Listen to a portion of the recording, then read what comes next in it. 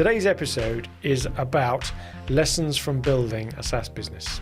And then they said, well, okay, if we can't do that, why don't you commercialize it? Why don't you turn this into a proper commercializable piece of software, because we'd buy it. Can we actually take what we put in Word and stick it into something that's cloud-based? And it was supposed to be proof of concept, which it sort of was. We still had to cross the decision of how we're going to fund it. The other thing we wanted to avoid is the never-ending review cycle.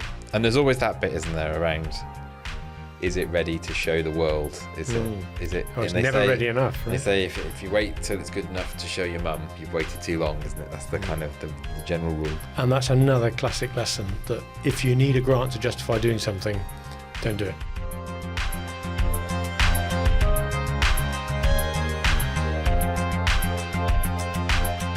So I've got an interesting phone call today. Did you? From a FedEx gentleman, delivery driver. Oh, yeah. Don't often get FedEx in the office. And he said, I've got a package for you. I'm standing outside.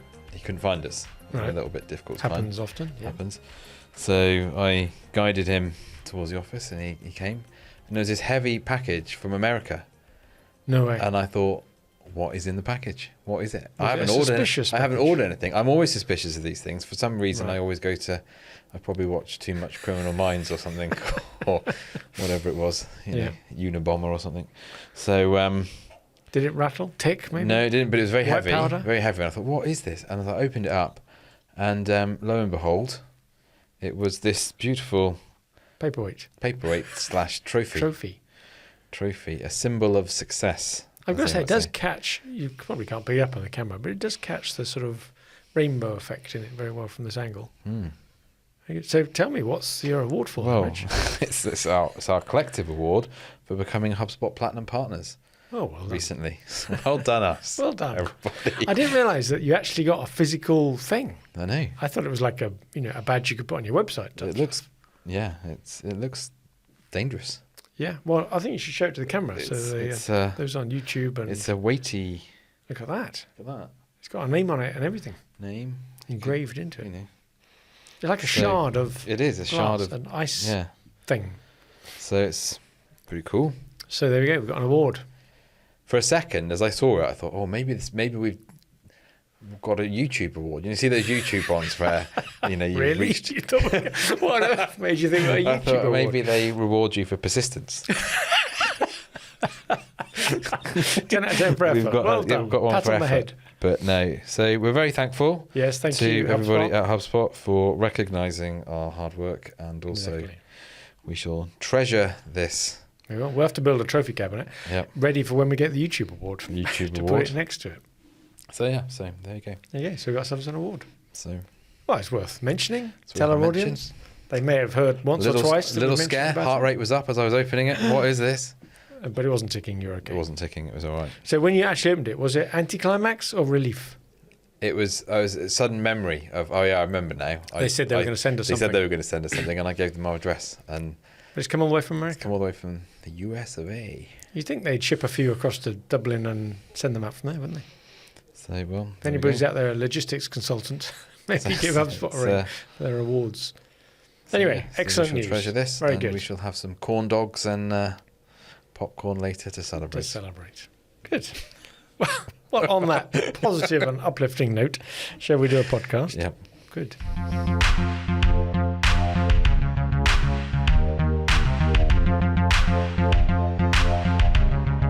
Hello and welcome again to another episode of the SME Growth Podcast from Wellmeadow with me and Rich. Now this is episode 106, am I thinking? It is. It is. And so just a quick recap on the last 3 episodes. In case you missed them, I'm sure you didn't, and you would have watched them, listened to them all anyway, as all of our loyal listeners do. But 105 last week was the 10 things I wish I knew when I started my career. Yep, special episode for those entering the career.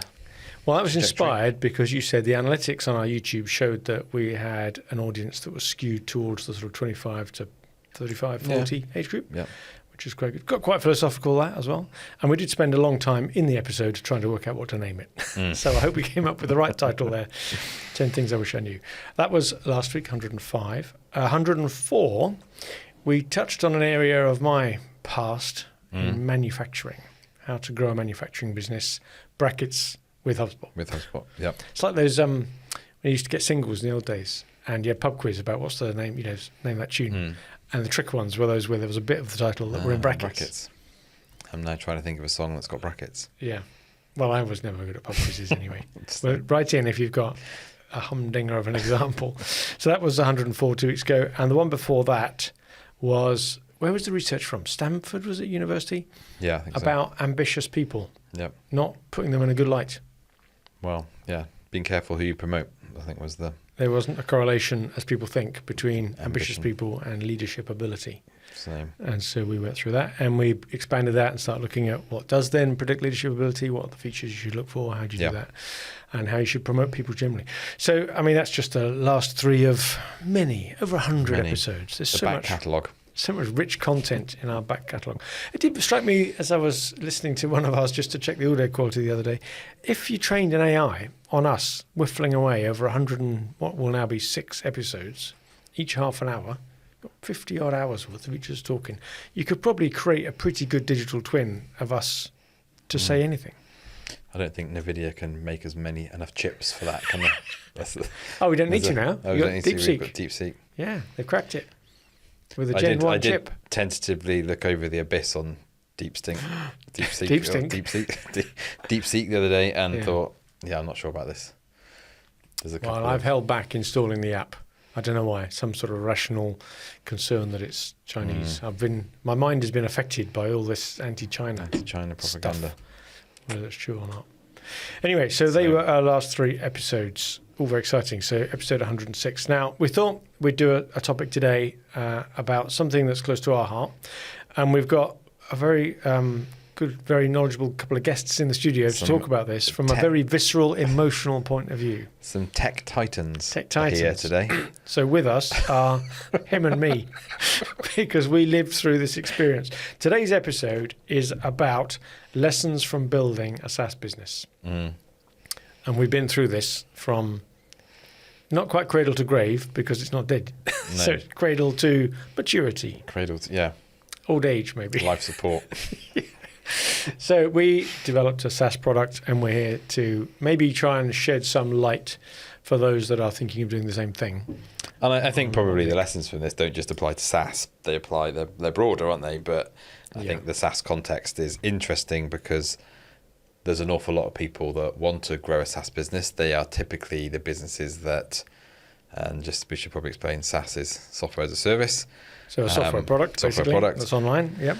And a lot of people, it's not quite the holy grail of a business, but once you've got through that development cycle, the margins is pretty much... Yeah, I think that's the allure, isn't it? Yeah, the promise high margin, something that makes money while you sleep. Scalable, mass market product costs. Is. And people seem to think, wrongly I'm sure, that it's easier to set up a SaaS business than, I don't know what you call, a proper business, bricks and mortar business. And maybe there was once a time when that was the case, and that's sort of stuck. So I think that's probably why a lot of people went to have a go at it. But even today, we come across people, don't we, all the time, that are saying, I think I'll set up a SaaS product and SaaS business. I'll develop a product for that.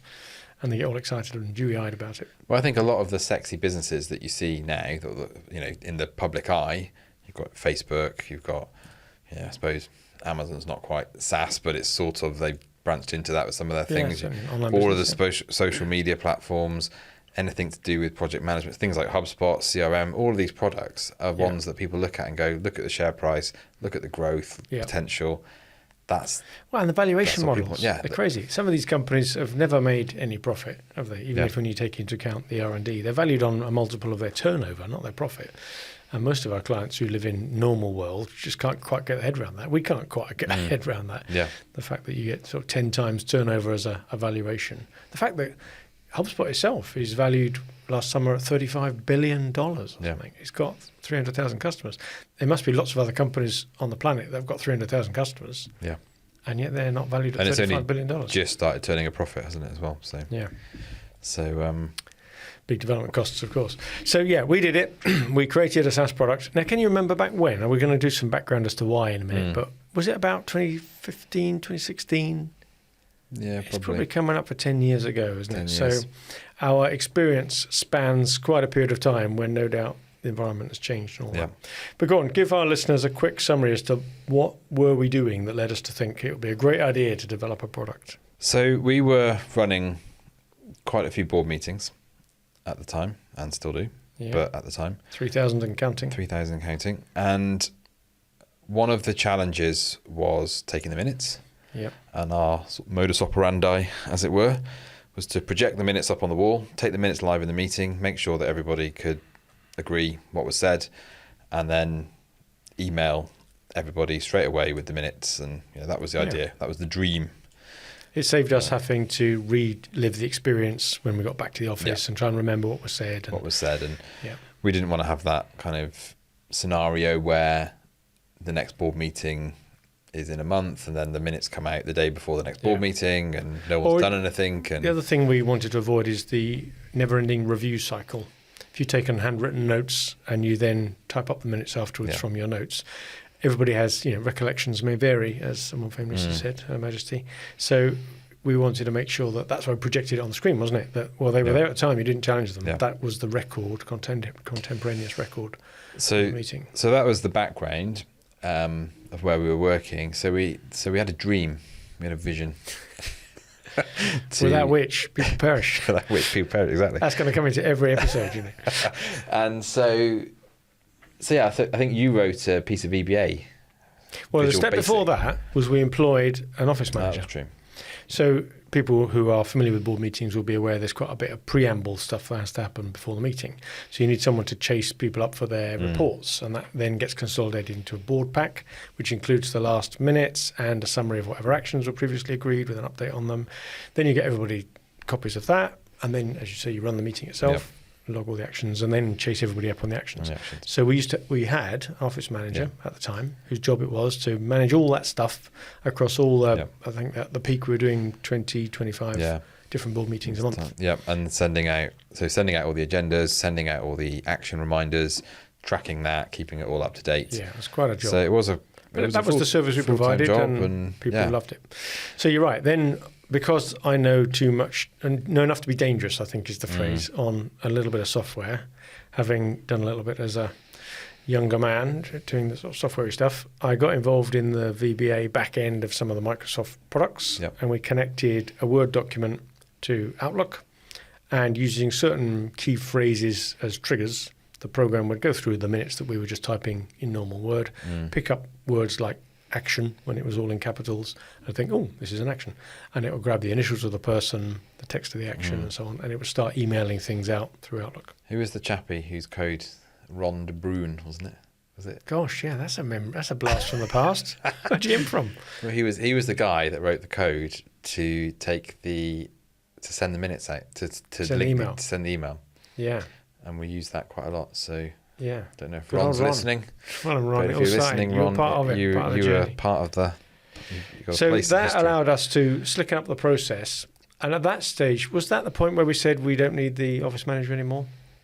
Yeah, probably. It wasn't our first automation casualty. Yeah, and so we were starting to self-serve. Then we could deal with it mostly through this automation. I think as well. It was probably about the time when a lot of people were getting iPhones. I forget when the iPhone came out. So I suppose having email on your phone was becoming a bit more of a thing, which seems very well, we needed iPhone in 2017. So 2007, I mean. So I think what sort of triggered it, the excitement for this, was that as the meeting finished, and once we had this piece of automation in place, you could send the minutes, and everyone would see you send the minutes because it was on screen.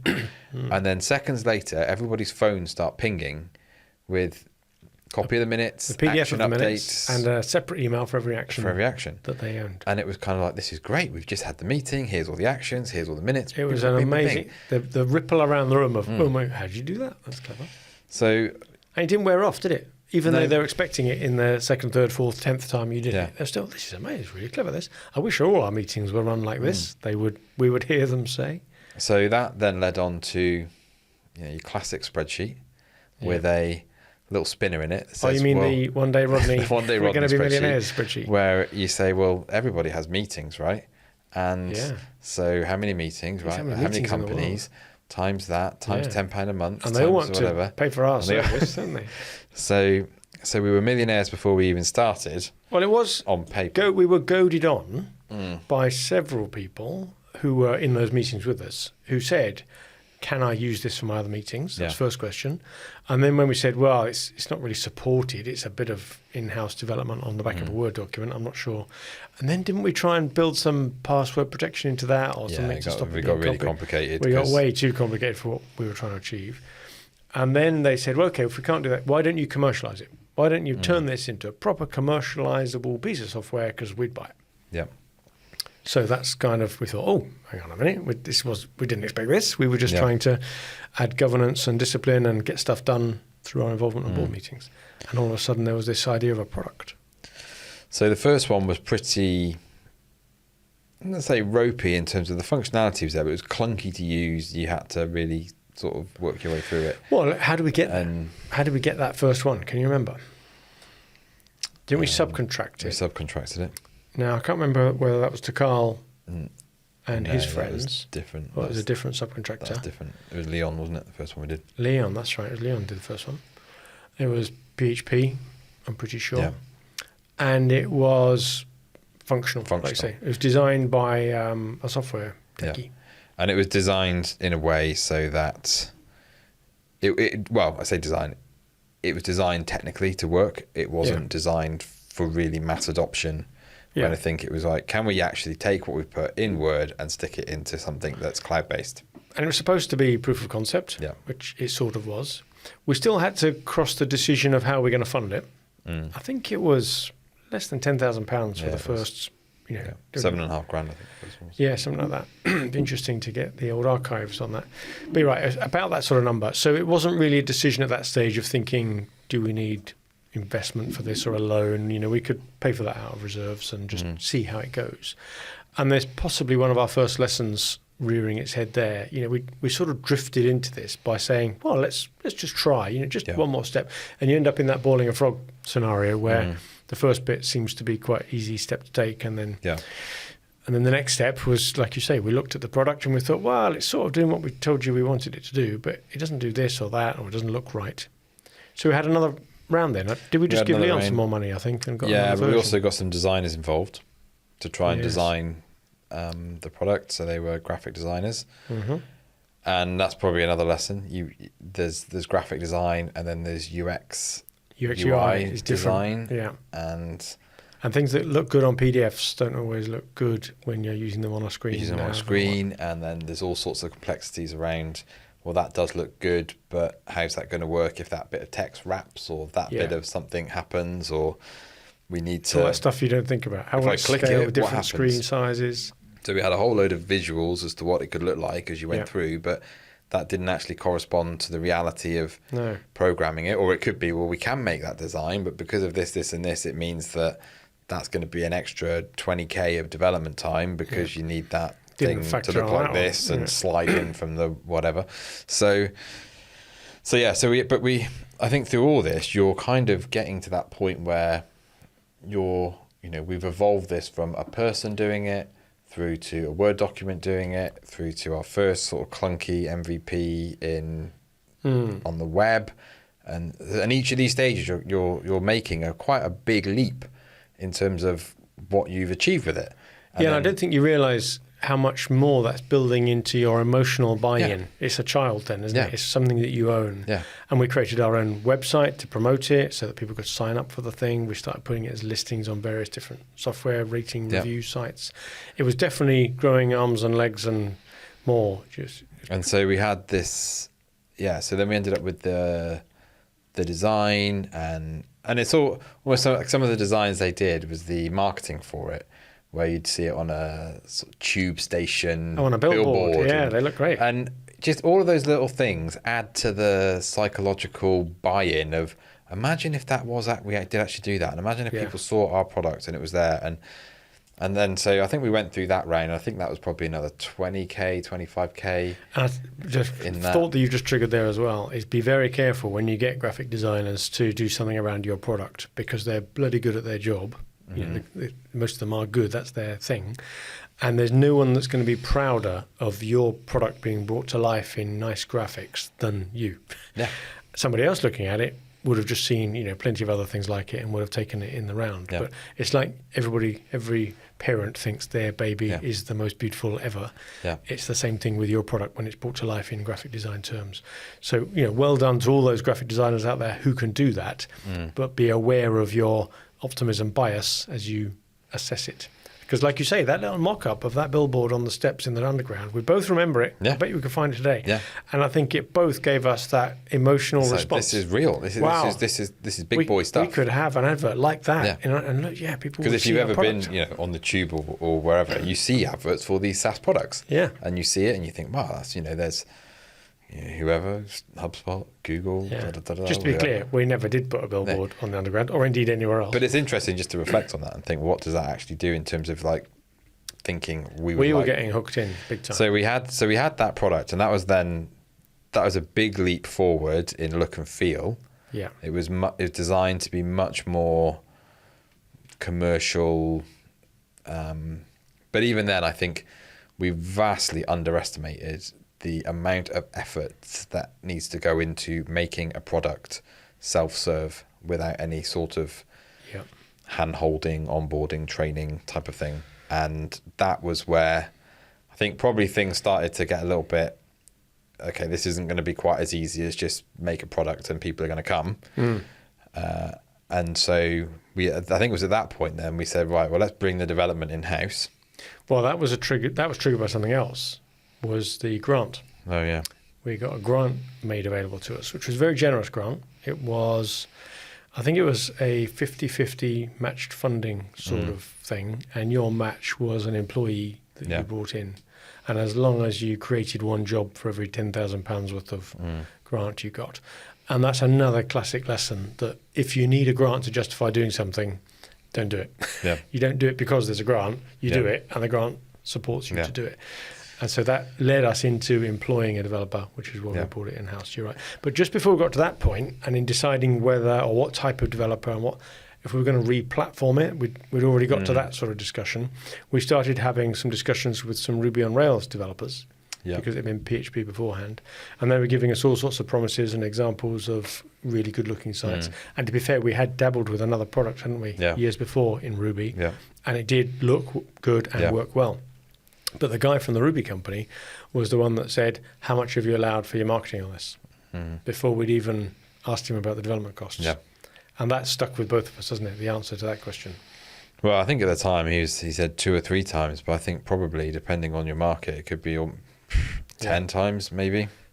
So that's the amount you should spend on marketing compared to the amount you spend on development. On the dev, yeah. And we'd pretty much put all of in our thoughts anyway, all of our money, before we didn't spend it, into the dev. We thought, let's make a great product. Yeah. And we didn't quite say, it'll be so good it'll sell itself, because that sounds so stupid now when you look back.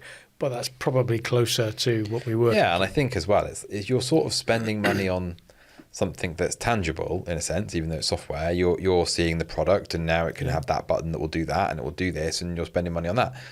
With marketing, well, I don't know, is this going to work? Or are we just going to spend $5,000 on ads and no one's going to come and all of that? So there's a different, I think, psychology around how that money gets spent and what it gets spent on. Yeah. But so we'd gone through that. So then we took on a developer in-house. Well, but before we did that, and in consideration of the grant, we had to put together business plans and all that sort of thing to apply for the grant. And the good thing about that is it triggered us to think a bit more deeply about whether there was enough of a market for this. Because up until now, we've been doing it almost as a pet product internally. Yeah. Even if we just used it ourselves, it was a slicker version of my Word document with some VBA code in it. So we did a bit of rudimentary market research that went beyond talking to our clients and customers and asking them what they want. Because they were all saying, yeah, it's great, you should commercialize it, it's great, I'd buy it. Even those graphic designers, remember? They were on for buying some shares. They thought it was great, it's fantastic. And that's, I think, a really key lesson. If you show your friends and family and people that you know your product, 9 out of 10 of them are going to tell you that it's amazing and it's going to be great. And I'd definitely buy this. I'd sign up for it. When push comes to shove, 9 out of 10 of them don't. Or 8.5 out of 10 don't use it. What I meant was actually I would buy it if it had this or this or this. So I think we even tried to enlist the feedback of non-friends and family, didn't we? But because we were then talking to them rather than letting them fill in an anonymous survey, we thought we'd get richer information if we could almost ask them, what would you use this for? And because nobody likes to give you bad news to your face, if it's identifiable where it's from, we got this optimism bias again. And we ruled the day, really, because we went back and we contacted the people who'd given us some really positive feedback. And they said, oh, no, I thought it was a good idea, but not for me. Yeah. But hang on, you didn't say that at the time. You just said, you just stopped after the first bit. You thought it was a good idea.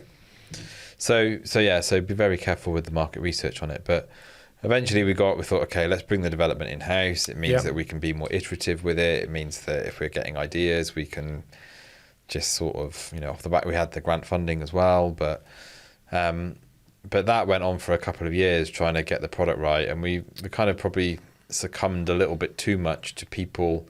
So we had some very loyal users, which we were grateful for. They were great advocates for Magic Minutes, the product. But there's a tendency then to want to try and reward that loyalty when they say, oh, could we just have a little button that would do this? And it would be great if it would do this. And you sort of feel as if, unless you've got this really sort of, really clear vision of where you want to take the product, you can be led astray, like the kids following the football around the pitch rather than everyone playing position. And we ended up with a little bit of distraction around all of that. I think we realised there, you're right, we didn't have a very clear roadmap. And somebody gave us that advice early on, that the big software companies have published their roadmap on their website. You can see which features are coming up soon, which ones are being in development, and you can get users to vote for which ones. And we see that in HubSpot now. If you moan about something missing, there's a place on the website you go and put a thumbs up on it. And I think that works when you've got a certain number of users. We were still below the threshold where that would have worked. Yeah. So we were hoping that every single request for a feature was the one that would give us the breakthrough. Someone else wanted it to be multilingual, so we could start selling it into Germany or Nordic countries where there was a belief that they took their meetings more seriously than we do in the UK. Or somebody else wanted servers available in different parts of the world for data protection reasons. Someone else wanted it to link with Outlook. So if you changed the meeting in Outlook, it changed it in Magic Minutes. Someone else wanted this, someone else wanted that. Someone else said, well, I can't use it unless it's recording all the decisions you take alongside the actions you've created. So, okay, that's another feature we need to put in. And we were just trying to build features even when one person asked for it. Yeah. So that all starts to eat away at the development time, just makes every new feature adds a layer of complexity. Well, and you don't build the poor developers, and I think we had Adam at the time who must have torn his hair out listening to our requests one after the other. Because if you start out knowing all that at the beginning, you would design it a certain way. Yeah. But because we ended up adding bits to the spec all the way through, the scope creep just developed. Massive. It means that when you get to the end, you say, if I knew we were going to end up here, I wouldn't have started that. I wouldn't have done it that way. I wouldn't have started there. So we ended up with what we've got, which is perfectly functional, but it's not the way you would do it if you started again now. Yeah, you could probably do it a lot more efficiently. But then that's true of everything, isn't it? That where you true, there's a learning curve, isn't there? So. But the other point we learn about that, and we talked to my friend Simon in London, who runs a big software house and knows a lot about software development. We were doing this with one person internally. And his advice was that, well, any software development team really needs a minimum of 6 people in it because of the different skills that make that team up. And you don't ever get them all in one person. Yeah. Maybe rarely you get one or might get 2 of them in one person, but you don't get all 6. And we'd never really heard that advice before. No. So the person at the front who speaks human to understand, almost a business analyst to see what do you want it to do. Then there's someone who's more of an architect who turns that into big block thinking for the software. I'm probably going to do an injustice here to all the software strategists out there, but then they talk to your lead developer who breaks the task up into smaller bits, which other developers do. Then you need a tester at the end, user testing and all that. Yeah. And all those are very different roles. So trying to do that by saying, oh, we'll hire a developer, that'll be fine. Yeah. You are so wide of the mark. Yeah. So I mean, I suppose we got to a point where, and there's always that bit, isn't there, around, is it ready to show the world? Is it? Oh, it's never ready enough. Right? They say if you wait till it's good enough to show your mum, you've waited too long, isn't it? That's the kind of the general rule. So eventually we took the plunge, and I think we bought some. It was difficult to know who to market this to because of the nature of the product, where it was meeting software. Well, every company has meetings, so kind of pick a market. Where do you even start with it? And who had the benefit of this software? Because we thought, well, we're doing it for CEOs, and they're the ones that really love it because there's extra accountability. The meetings get more better minutes coming out of them. They're published immediately afterwards. They were praising us for all of those benefits. So we thought, right, well, we'll market this to the CEOs then. Well, clearly, if they haven't seen it, it's very hard to break through the fog of what they're busy with other stuff. So then we started going to PAs and executive assistants and the people who currently take meetings the old-fashioned way. But of course, you soon realise you're threatening their way of doing it. And turkey's voted for Christmas. So that wasn't going to work either. So you thought, well, how do you access the market on something like this then, other than demonstrating it? So we started doing more demos. But at that point, the pricing of the product was £10 a user per month or something, and there's no way that covers the cost of demos. You lose your shirt on it. So the whole thinking around was the benefit statements, what's the value proposition, what need are we solving, all of that stuff wasn't. And I think one of the things we probably learned through our HubSpot work is that HubSpot and lots of other SaaS products will insist on onboarding when you start using their product. Yeah. And that was something that we never really thought about, or we just thought, well actually, obvious, we don't want people to have to be on board. We want them to be able to self-serve. Yeah. And I suppose because we're quite naturally curious around software. So if we found a new piece of software, push a few buttons. Yeah, classic kind of bloke stuff, isn't it? I'm not going to read the instructions. I'll figure it out. What's the worst that could happen? How difficult can it be? But actually, and I was chatting to someone actually about this morning, the problem with it was that because it was designed to run a series of meetings, it makes a lot more sense when you've got a series of meetings in there. You can see the history, you can see the audit trail, you can see how the actions have evolved and things. When you're starting fresh with it, there was nothing in there. Yeah. You've got to create that first meeting and then run it. And then, so we started to think it through after a while and think, well, yeah, imagine you were coming at this cold. You've got a problem where you need to run meetings, but are you going to invite all of your colleagues in a professional setting to use a piece of software that you don't even know how to use? And then are you going to use that to run the meetings? And you start realizing there's an awful lot of barriers here that you've got to overcome. Yeah. And at £10 a month or whatever it was at the time, you think, well, actually, I can see why now we haven't really got product market fit. We've got a great product, still works really well, does what we need to do, but we're not able to connect. And we did try with, I think it was a piece of software called Intercom, wasn't it? Where we were trying to onboard people using Intercom and all of that. But I think if we had our time again on it, you'd probably say, well, we've got to sit down with you and actually train you and show you how this works and get you up and running with it. Really extol the virtues of it and list the benefits. Make sure that someone has got that need to start with. Yeah. But we were also buoyed, I think, in the early days because we were doing a bit of Google advertising on it back in the days when it wasn't quite as like it is now, expensive as it is now. And we were getting signups. Yeah. We were doing the free trials were converting, things were happening. Yeah. And we built a user base. Yeah. And some of those users are still users of it to this very day. Yeah. A surprising number in Australia. And we don't know to this day, do we, as to why that is. But why particularly Australia. And we did have all sorts of theories about, well, maybe some countries and cultures are more into proper record keeping and minute taking and action logging, and they're more systematic. And maybe we've launched it in the wrong country. Because there's certainly most of the meetings that we've ever run where we've introduced it, it's been a massive improvement because the general British culture isn't actually very good at either record keeping at all, let alone wanting the discipline of being chased up on actions. We have a bit more of a make, do and mend, enthusiastic amateur sort of mindset. Whereas, famously there are more Nordic and Germanic countries that are very good at record keeping and the discipline of this, which I don't think we have. So we had a lot of thought about that. Have we just launched it in the wrong place? And maybe the Australians don't necessarily have that trait, but they're very welcoming of software and new things, which I think we had a bit more of a conservative market where we were launching it.